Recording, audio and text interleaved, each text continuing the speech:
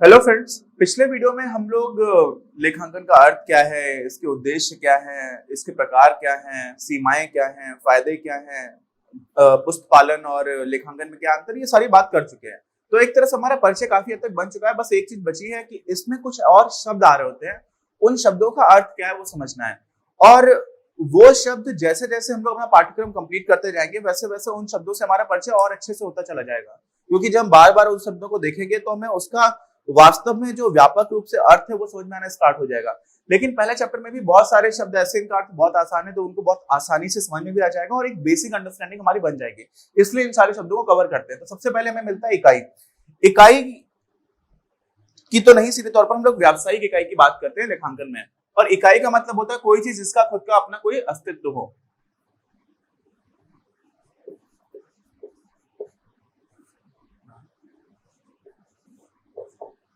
तो कोई भी चीज जिसका अपना कोई भी व्यावसायिक अस्तित्व है। अब यहाँ पर जो व्यावसायिक है वो भी हम लोग व्यापक अर्थ में देखेंगे। व्यावसायिक अर्थ में हम लोग ऐसे ऑर्गेनाइजेशंस को भी देखेंगे जिनका उद्देश्य लाभ कमाना नहीं है। आगे जब हम लोग कक्षा 12 में जाएंगे तो देखेंगे अलाभकारी संगठनों की बात होती है। और व्यवसाय में भी कई तरह के अलग अलग तरह के ऑर्गेनाइजेशन आते हैं। जो लोग बिजनेस स्टडीज पढ़ रहे हैं आप लोगों में से, उनको पता होगा कि एक कोई अकेला दुकानदार है, इसको बोलते हैं सोल प्रोप्राइटरशिप, है ना। दूसरा है अपना कंपनीज की बात होती है, प्राइवेट लिमिटेड कंपनी है, पार्टनरशिप होती है, पब्लिक लिमिटेड कंपनीज है। तो ये सारे क्या है, उस तरह की इकाइयां हैं। तो उसको हम लोग इकाई से बोलते हैं। समझ गए? उदाहरण से समझ में आ रहा है कि कौन कौन सी चीजों को हम लोग यहाँ पर इकाई बोला जा सकता है। अच्छा, और इकाई में सिर्फ यही नहीं है, व्यवसाय में हम लोग कोई भी ऐसी चीज जिसकी अकाउंटिंग की जा सकती है। तो कई बार कोई गवर्नमेंट ऑर्गेनाइजेशन उसकी भी अकाउंटिंग चलती है ना। हमारे यहाँ पर कैग है, comptroller and auditor general of India. वो बाद में जितने भी ऑडिटेड अकाउंटिंग के जितने भी गवर्नमेंट के खुद के अपने उद्यम हैं, सारी राज्य सरकारें हैं, केंद्र सरकार है, उसके जितने भी अकाउंट्स हैं उनकी वो ऑडिटिंग की जाती है। तो यानी कि सारे इस तरह के डिपार्टमेंट्स की भी क्या हो रही होती है, ऑडिटिंग हो रही होती है। गवर्नमेंट के डिपार्टमेंट्स है उनकी भी ऑडिटिंग चलती है, अकाउंटिंग होती है उसमें पहले, फिर उसकी ऑडिटिंग भी होती है। तो वो सारी चीजें हैं, उनको हम लोग इकाई के रूप में मान सकते हैं। अच्छा, तो इकाई का मतलब कोई भी चीज जिसकी हम लोग लेखांकन करेंगे, सिंपल समझ लीजिए आराम से। दूसरा क्या है, लेन देन। लेन देन भी बहुत आसान है, बचपन से हम लोग लेन देन करते चले आ रहे हैं। लेन देन में दो चीजें हैं जो थोड़ा सा ध्यान रखिएगा। पहली चीज है दो या दो से ज्यादा लोगों के बीच में हो रहा हो। क्या हो? दो या दो से ज्यादा लोग हो। ज्यादा लोग भी हो सकते हैं, अकेले में नहीं कि मैंने खुद को कुछ लिया, खुद से कुछ दे दिया, तो वो लेन देन नहीं हुआ। लेन देन में दो या दो से ज्यादा लोग होंगे, पहली चीज। और दूसरी चीज है, लेखांकन में हम लेन देन उसको मानते हैं जिसको हम लोग मॉनेटरी टर्म्स में डिफाइन कर पाए। मॉनेटरी टर्म्स में मतलब मौद्रिक मान हो उसको, है ना, जिसमें कुछ पैसों के रूप में कन्वर्ट कर पाए, तब हम उसको मुख्य रूप से लेखांकन में क्या बोलते हैं, लेन देन।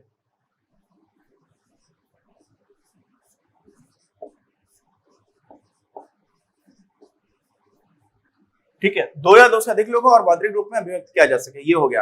अब आ जाते हम लोग परिसंपत्तियां के ऊपर। किसकी बात करते हैं? परिसंपत्तियों की। परिसंपत्तियां क्या होती हैं? ठीक, देखिए, परिसंपत्तियों को हम लोग इंग्लिश में बोलते हैं क्या, एसेट्स।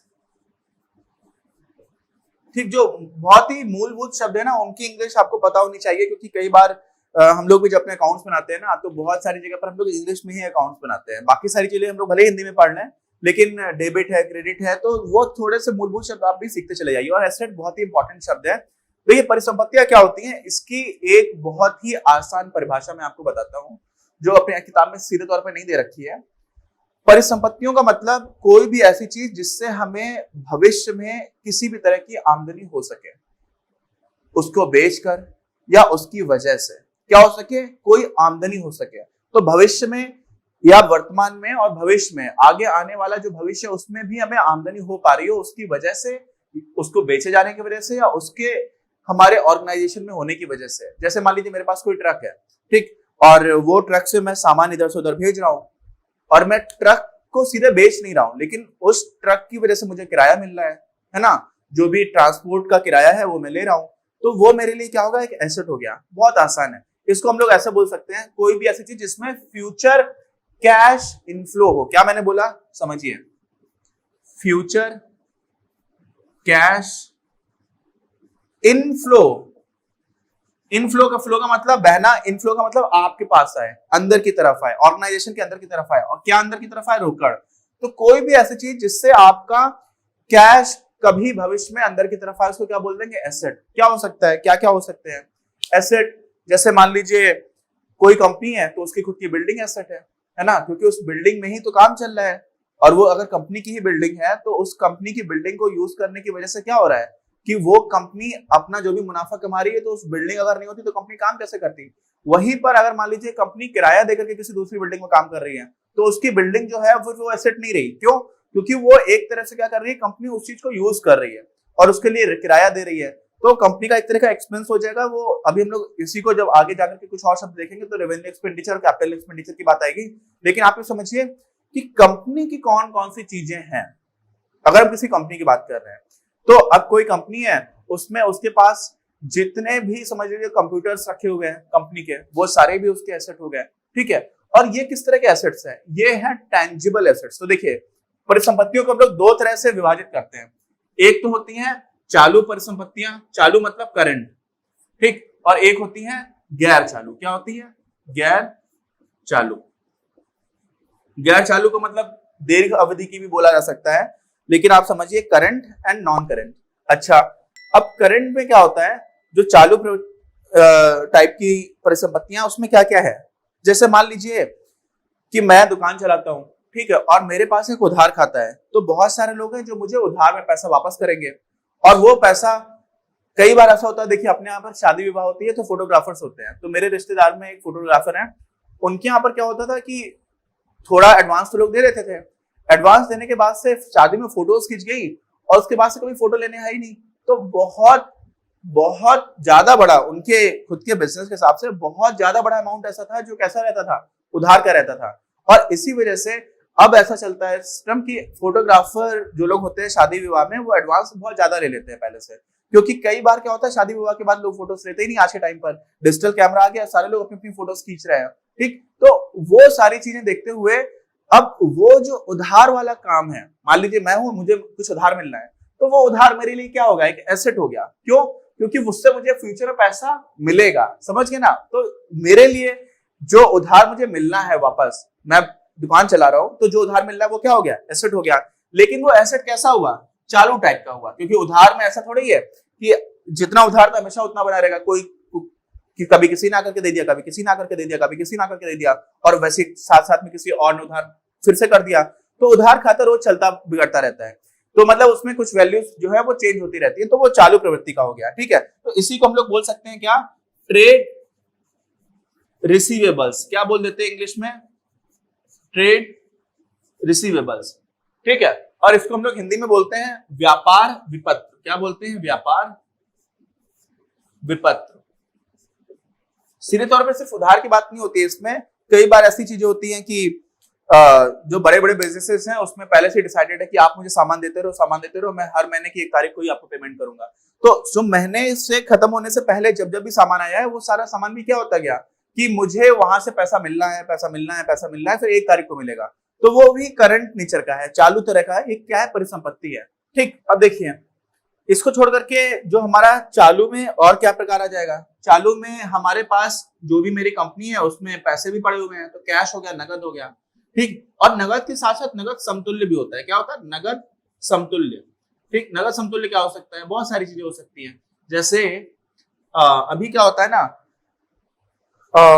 बहुत सारी कंपनीज हैं जहां पर अलग अलग तरह की जो बहुत बड़ी कंपनीज हो जाती हैं, उसमें हो सकता है कि पूरा का पूरा खाने पीने का जो काम है वो किसी को दे दिया। किसको दे दिया, खाने पीने का काम। तो इंडिया में कंपनी सोडेस्को, ठीक है, ये बहुत सारे कंपनीज ने खाने पीने का पूरा प्रबंध करती है। मैं कॉलेज में था तो उससे पहले वहां पर एक जो भी मेस में काम करने वाले लोग थे वो अब खुद से काम किया करते थे, फिर सोडेस्को को सारी चीजें दे दी गई थी, तो काफी हड़ताल वगैरह भी हुई थी, बिट्स पिलाने में थोड़ा बवाल भी हुआ था। लेकिन सोडेस्को इंडिया में बहुत बड़ी ऐसी कंपनी है जो अलग अलग कंपनीज में मेस का काम चलाती है। पूरा किसका काम चलाती है, मेस का। तो सोडेस्को में क्या होता है, कई बार आप कुछ सामान लेने जा रहे हो और आपने मान लीजिए 50 रुपए दिए और सामान आ रहा है 47 रुपए का, तो उनके पास 3 रुपए चेंज नहीं है, तो वो सोडेस्को के कूपन से देते हैं। क्या देते हैं, 3 रुपए का ऐसा कूपन रहता है, वो 3 रुपए नहीं होता, ठीक है, 3 रुपए का कूपन, उस पर लिखा हुआ सोडेस्को 3 रुपए।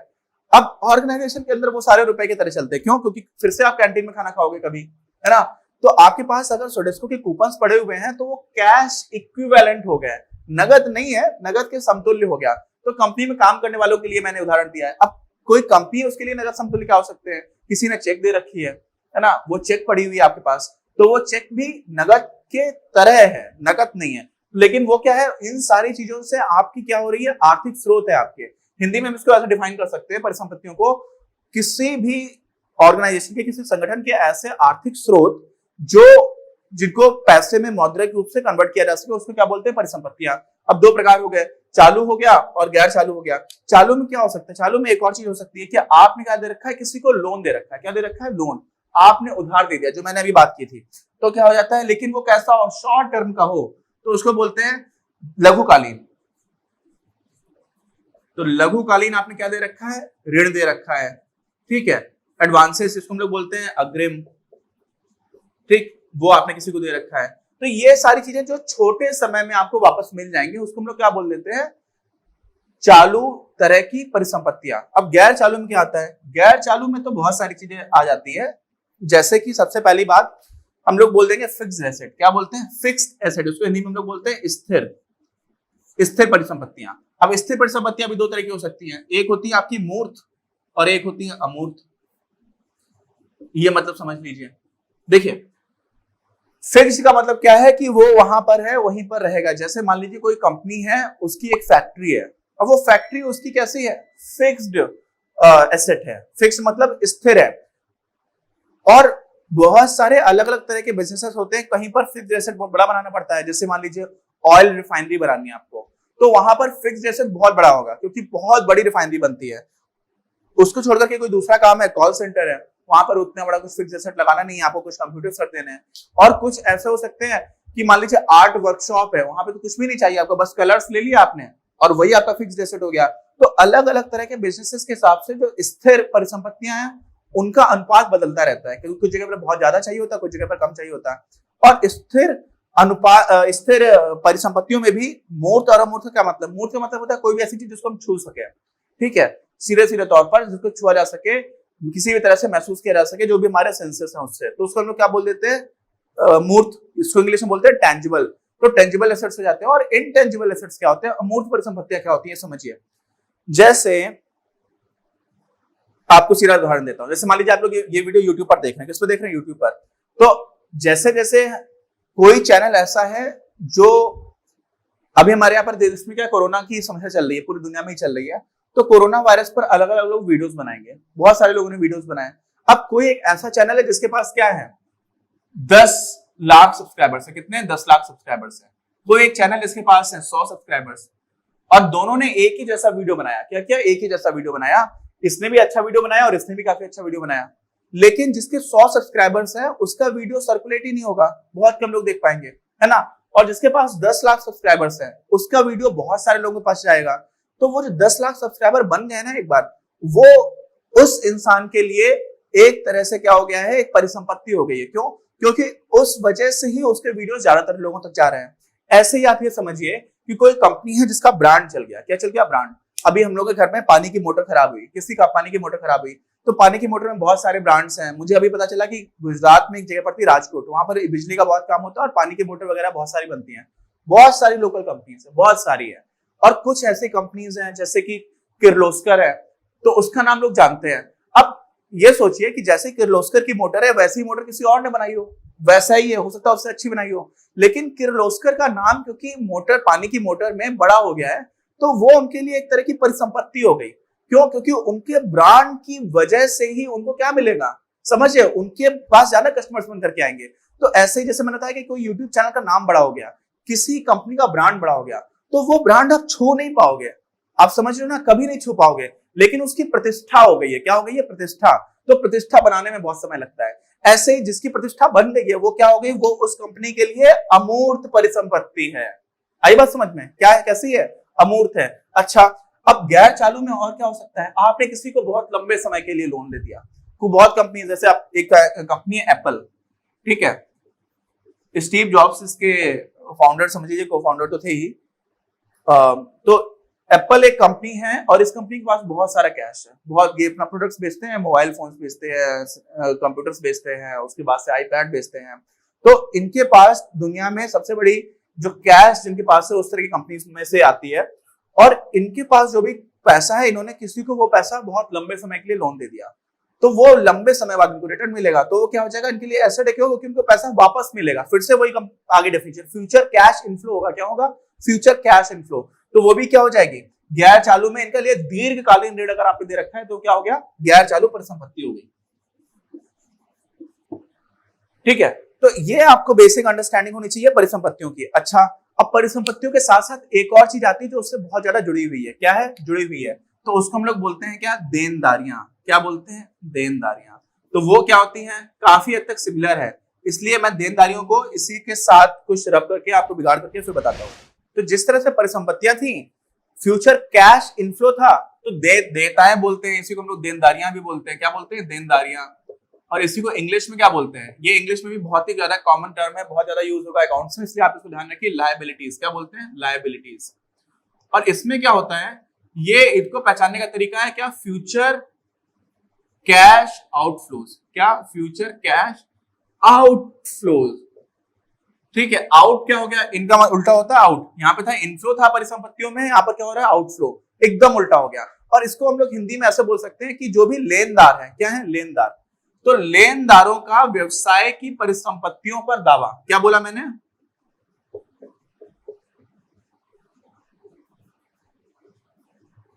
मतलब जिन लोगों ने हमारे व्यवसाय को चलाने में पैसे दे रखे हैं, कौन कौन लोग हो सकते हैं? एक तो जिन्होंने हमें सीधा सीधा लोन दे रखा है।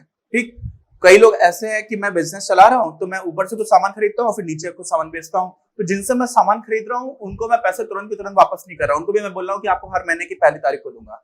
तो एक तो है ग्राहक मुझे बोल रहा था कि मैं आपको 1 तारीख को दूंगा, तो वो मेरे लिए हो गया था क्या? Trade receivable.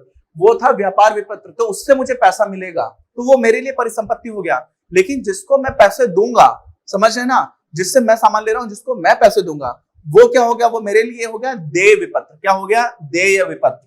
तो इसको हम लोग हिंदी में क्या बोलते हैं? सॉरी, हिंदी में तो बोलते हैं देय विपत्र, और इसको इंग्लिश में क्या बोलते हैं? इसी को आप लिख सकते हो ट्रेड पेबल्स। क्या बोल सकते हो? पेबल्स। यहां पर है रिसीवेबल्स, यहां पर हो जाता है पेबल। पेबल मतलब जो दिया जाएगा। ठीक है, तो ये पेबल्स हो गए आपके। अब ये क्या होता है? यहां पर भी चालू और गैर चालू प्रवृत्ति की चीजें आती है, तो ये भी चालू हो गया। अब चालू और गैर चालू दोनों में ही समझ लो, परिसंपत्तियों में भी और इसमें भी। किसमें? देताओं में या लायबिलिटीज में। कोई भी चीज जो लगभग लगभग एक लेखा वर्ष में निपटाई जा सके, क्या हो सके? निपटाई जा सके। आपको किसी से पैसा लेना था, आपको 1 साल के अंदर आमतौर पर मिल जाता है, तो वो चालू तरह की परिसंपत्ति हो गई। आपको किसी को पैसा देना था, आप लगभग लगभग 1 साल के अंदर दे देते हो, तो वो क्या हो गई? चालू तरह की देयता हो गई, चालू तरह की लायबिलिटी हो गई। समझ गए आप? तो ये जब कोई चीज लगभग लगभग 12 महीने में निपटाई जा सकती है, तो उसको हम लोग बोल देते हैं वो करंट नेचर की है। कैसी है? उसकी प्रकृति चालू तरह की, चालू प्रकृति की है वो। और गैर चालू में क्या होता है? वही सारी चीजें लंबे समय के लिए हो जाए। जैसे आपने किसी से लोन लिया थोड़े दिन के लिए कि यार दे दो पैसे, अभी जरूरत है, 2 महीने के अंदर दे दूंगा, तो वो क्या होगा? करंट लायबिलिटी हो गई। क्या हो गई? चालू प्रकृति की देयता हो गई। लेकिन अगर आपने किसी से लोन ले रखा है, किसी बैंक से, कि हम आपसे 10 साल के लिए लोन लेते हैं, मेरी कंपनी को जरूरत है, 10 साल बाद मैं दूंगा, तो वो क्या हो गई? वो दीर्घकालीन ऋण हो गया। और दीर्घकालीन ऋण कैसा हो जाएगा? गैर चालू प्रकृति का। कैसा हो जाएगा? गैर चालू प्रकृति। तो यहां पर भी चालू और गैर चालू प्रकृतियां होती हैं। ठीक, और देयता और परिसंपत्तियों में एक बहुत ही बड़ा संबंध है। क्या है? बहुत ही बड़ा संबंध है। जब आप लेखांकन में पढ़ेंगे, तो लेखांकन हम लोग आगे जाएंगे, तो सबसे ज्यादा इंपॉर्टेंट एक इक्वेशन आती है लेखांकन में, लगभग सारा इंपॉर्टेंट समझ लीजिए। A is equal to L plus E।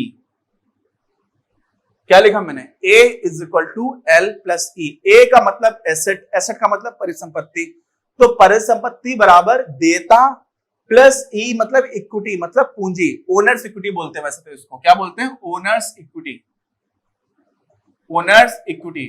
तो जो भी मालिक है दुकान का या व्यवसाय का, उसने जो पैसे लगा रखे हैं, उसकी तरफ से जो इन्वेस्टमेंट है, उसको क्या बोलते हैं? Owners equity. तो हमेशा ही ये सही होना चाहिए जब भी हम लोग अपना क्या बना रहे होते हैं? तुलन पत्र, जिसको हम लोग बोलते हैं क्या? Balance sheet. ठीक है, तो वो एक चीज हो गई। अब आपको समझ में आ रहा होगा, देता मतलब जो चीज हम देंगे कभी, और परिसंपत्ति मतलब जिससे हमें पैसा मिलेगा। बस मेन डिफरेंस यही है। बाकी इसमें जो छोटी छोटी चीजें हम लोग आगे पढ़ेंगे, अब उसमें चालू और गैर चालू प्रवृत्ति की चीजें भी होती है, वो सारी चीजें हैं जो हम लोग आगे पढ़ते आएंगे, तो हमें धीरे धीरे समझ में आती चली जाएंगी।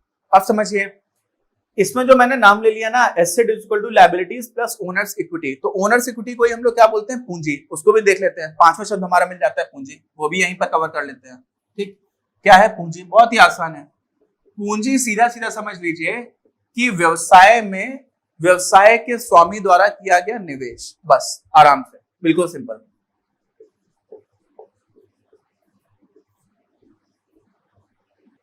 ठीक है, इसमें जैसे एक उदाहरण आपको देता हूं। अब कोई भी मालिक है किसी कंपनी का, वो कंपनी में क्या कर रहा है? पैसे लगा रहा है, तो वो उसकी पूंजी हो गई। और इस इक्वेशन को आप देखिए, इस इक्वेशन में क्या है? एसेट। अगर मैंने पैसे लगाया व्यवसाय में, तो अब वो पैसा जो लगा दिया है वो व्यवसाय का हो गया, तो व्यवसाय के लिए क्या बढ़ गया? एसेट बढ़ जाएगा। एसेट बढ़ेगा कि नहीं बढ़ेगा? और ओनर्स इक्विटी भी जो है आपने लगा दिया, क्योंकि आपका वो पूंजी था। तो दोनों तरफ चीजें जो है एक साथ बढ़ रही होती है। क्या होती है? दोनों तरफ एसेट भी बढ़ जाएगा आपका, ओनर्स इक्विटी भी बढ़ जाएगी। ठीक है, तो वो चीजें हमेशा ही बैलेंस रहेगी। जब हम लोग तुलन पत्र को पढ़ेंगे डिटेल में तब ये सारी चीजें देखेंगे। लेकिन अभी ये इक्वेशन से रिलेटेड तीनों चीजें, परिसंपत्तियां, देनदारियां या देयताएं और पूंजी, ये तीनों चीजें समझ में आ गई। तुम लोगों ने 5 बहुत ही प्रमुख जो शब्द थे वो देख लिए हैं। अभी बहुत सारे शब्द हैं जिसको हम लोग देखेंगे अपने आगे के वीडियोस में। 1 या 2 वीडियोस और लगेगा, तो मिलते हैं हम लोग अगले वीडियो में। और इस वीडियो के जो भी नोट्स हैं, यहाँ पर मैंने आपको थोड़ा थोड़ा समझा दिया है। सारी चीजें बहुत अच्छी तरह से आपको इसी वीडियो के डिस्क्रिप्शन में मिल जाएगी, जिसको आप क्लिक करेंगे तो आपको पूरा जो परिभाषाएं हैं इन सारे शब्दों की, महत्वपूर्ण शब्दों की, वो आपको मिल जाएंगे। मिलते हैं हम लोग अपने अगले वीडियो में। अपनी क्लास का उद्देश्य आप सभी के लिए आप ही की भाषा में गुणवत्तापूर्ण शिक्षा उपलब्ध कराना है। कक्षा 12 तक के सभी प्रमुख विषयों पर हम वीडियोस बना रहे हैं और कुछ विषयों पर वीडियोस आपके अपने चैनल अपनी क्लास की ही अन्य प्लेलिस्ट पर अपलोड भी हो चुके हैं। ज्ञान के प्रकाश से देश को सशक्त बनाने के हमारे इस प्रयास में इस चैनल को सब्सक्राइब करके और लोगों के साथ शेयर करके अपना बहुमूल्य योगदान जरूर दें। पढ़ेगा इंडिया तो बढ़ेगा इंडिया।